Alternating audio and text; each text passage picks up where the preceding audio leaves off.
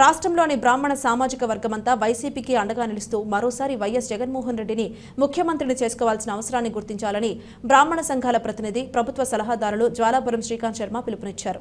రాష్ట్ర పార్టీ ఆదేశాల మేరకు కర్నూలు జిల్లా నుండి మా బ్రాహ్మణ సామాజిక వర్గమంతా వైఎస్ఆర్ కాంగ్రెస్ పార్టీ వైపు ఉన్నారని, వైఎస్ఆర్ కాంగ్రెస్ పార్టీ వల్లనే మాకు న్యాయం జరిగిందని, తెలుగుదేశం పార్టీ హయాంలో 40 ఏళ్ళు రాజకీయంగా, ఆర్థికంగా, సామాజికంగా అనగదొక్కబడ్డాము.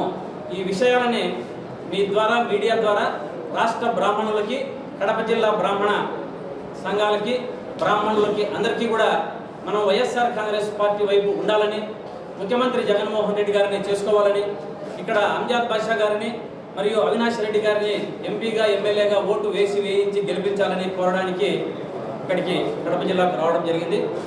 గత 40 ఏళ్లుగా తెలుగుదేశం ప్రభుత్వ హయాంలో బ్రాహ్మణులకు తీరని అన్యాయం జరిగింది. తెలుగుదేశం ప్రభుత్వం బ్రాహ్మణ ద్వేషి, తెలుగుదేశం ప్రభుత్వం అంటే బ్రాహ్మణులకు ద్వేషము అనే విషయాన్ని తెలియజేయాలని మీడియా ద్వారా మా బ్రాహ్మణులందరికీ వచ్చాం. గత 40 ఏళ్లుగా పార్టీ పెట్టబట్టి కూడా రాజకీయంగా, ఆర్థికంగా, సామాజికంగా అనగదొక్కబడ్డాం. రాజకీయంగా ఏ సీటు లేదు, మాకు ఒక కౌన్సిలర్ సీటు కూడా రాష్ట్రంలో ఇవ్వలేదు.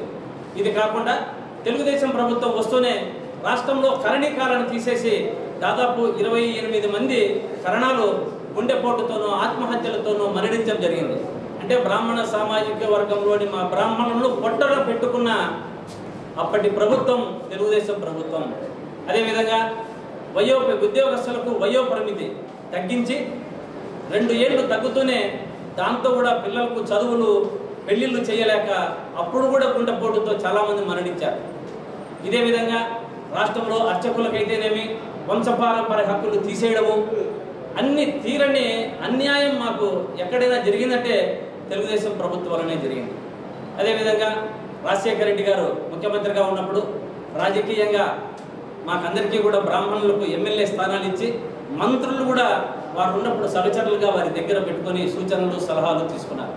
అదేవిధంగా రాజశేఖర రెడ్డి గారు ఉన్నప్పుడు దాదాపు రాష్ట్రంలో 16,000 దేవాలయాలకు అప్పట్లో వంశపారంపర్య హక్కులు అయితేనేమి, ధూప దీప నైవేద్యాలకు వారు 16,000 కుటుంబాలని అప్పుడు ఆదుకున్నారు రాజశేఖర రెడ్డి గారు. అదేవిధంగా లడ్డుపోటులో 770 మందిని అర్చకులను, వారిని లడ్డుపోట్లు తయారు చేసే వాళ్ళను వారందరినీ కూడా వారిని పర్మనెంట్ చేయడం జరిగింది. జగన్మోహన్ రెడ్డి గారు వచ్చిన తర్వాత, పార్టీ పెట్టిన తర్వాత, పెట్టినప్పటి నుంచి కూడా బ్రాహ్మణులకు రాజకీయంగా అప్పటి నుంచి సీట్లు ఇస్తూ 2019లో 4 సీట్లు ఇచ్చి, ఇప్పుడు కూడా సీట్లు ఇచ్చి, ఏ ప్రభుత్వము, గ్లాస్ పార్టీ కానీ, బీజేపీ కానీ, తెలుగుదేశం కానీ మాకు సీట్లు ఇవ్వలేదు. ఇచ్చిండేది ఒక జగన్మోహన్ రెడ్డి గారు మాత్రమే, వైఎస్ఆర్ కాంగ్రెస్ పార్టీ వాళ్ళు మాత్రమే జరిగింది అని తెలియజేసుకుంటున్నారు. అదేవిధంగా రాష్ట్ర వ్యాప్తంగా 18 మంది కౌన్సిలర్లు ఉన్నారు. రాజకీయంగా ఎదుగుదామన్న వారిని హక్కున చేర్చుకున్నటువంటి పార్టీ వైఎస్ఆర్ కాంగ్రెస్ పార్టీ, జగన్మోహన్ రెడ్డి గారు. ఇక్కడ కూడా హస్తకళల చైర్మన్, డైరెక్టర్లు అయితేనేమి, కార్పొరేషన్లలో పోలీస్ వెల్ఫేర్ కార్పొరేషన్లు అయితేనేమి డైరెక్టర్లు కూడా చాలామంది, 5-6 మంది డైరెక్టర్లు ఉన్నారు. నా మాదిరి ప్రభుత్వ సలహాదారులు 6 మంది ప్రభుత్వంలో ఉండడం జరుగుతుంది.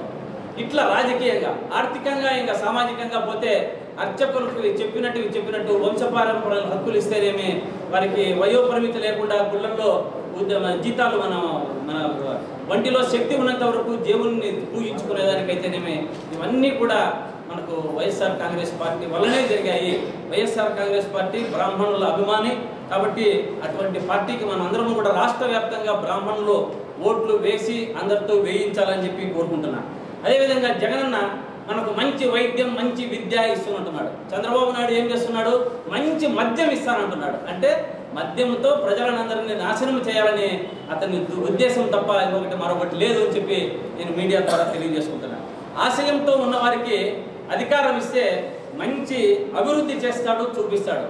ఆశతో అధికారం ఉన్న వారికి అధికారం ఇస్తే దోచుకుంటాడు, దాచుకుంటాడు. ఇది చంద్రబాబు నాయుడు చేసే పని. కాబట్టి మనం ఆశయంతో ఉన్న జగన్మోహన్ రెడ్డి గారికి పదవి మనం ముఖ్యమంత్రిగా చేసుకోవాలంటే రాష్ట్ర నలుమూలలు కూడా తిరిగి మనందరం బ్రాహ్మణ సామాజిక వర్గం అంతా కూడా వైఎస్ఆర్ కాంగ్రెస్ పార్టీ వైపు ఉండాలి అని చెప్పి నేను మీకు మీడియా ద్వారా తెలియజేస్తున్నాను. ఒక చిన్న ఉదాహరణ, బ్రాహ్మణులకు వ్యతిరేకి అనడంలో ఐవైఆర్ కృష్ణారావు గారు బ్రాహ్మణ కార్పొరేషన్ చైర్మన్గా తెలుగుదేశం ప్రభుత్వం వాళ్ళు చెబుతుంటారు, మేము కార్పొరేషన్ ఇచ్చినామని. కార్పొరేషన్ చంద్రబాబు నాయుడు ఇవ్వలేదు. సిఎస్గా మా బ్రాహ్మణ ఆయన అయ్యవయ్యారు కృష్ణారావు ఉన్నప్పుడు ఆయన మాత్రమే ప్రోద్బలంతో తీయగలిగాడు. కానీ అంతా అయిపోయినాక ఏం చేశారు? ఈ ఏరు దాటినాక తెప్ప తగిలేసినట్టు అయ్యవయ్యారు కృష్ణారావు గారిని ఒక్క ఏడుతో కొట్టేసి బ్రాహ్మణ జాతికి తీరని ద్రోహం, అన్యాయం చేశారు. ఆయన కట్రాయర్తో పెట్టి తెలుగుదేశం సోషల్ మీడియాలో ఆయన కట్రాయర్తో నిలబెట్టి ఎంత అవమానం, సీఎస్గా ఆయనతో ఉన్నట్టు పనులన్నీ కూడా చేసుకొని ఆయన సీఎస్ అయిపోయిన తర్వాత ఆయన కట్రాయర్తో నిలబెట్టి సోషల్ మీడియాలో చాలా చిత్రహింసలు పెట్టారు.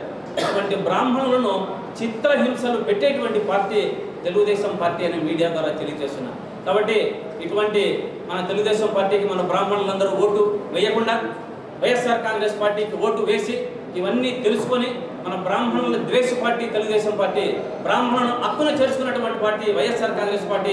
మన ముఖ్యమంత్రి జగన్మోహన్ రెడ్డి గారు ఇక్కడ అంజాద్ బాషా గారికి ఎమ్మెల్యేగా మీ అందరూ ఓటు వేయించి, అదేవిధంగా వైఎస్ అవినాష్ రెడ్డి గారికి ఎంపీగా ఓటు వేయించి గెలిపించాలని చెప్పి బ్రాహ్మణ సామాజిక వర్గాన్నంతా నేను పేరున అందరినీ సహృదయంతో కోరుకుంటున్నాను.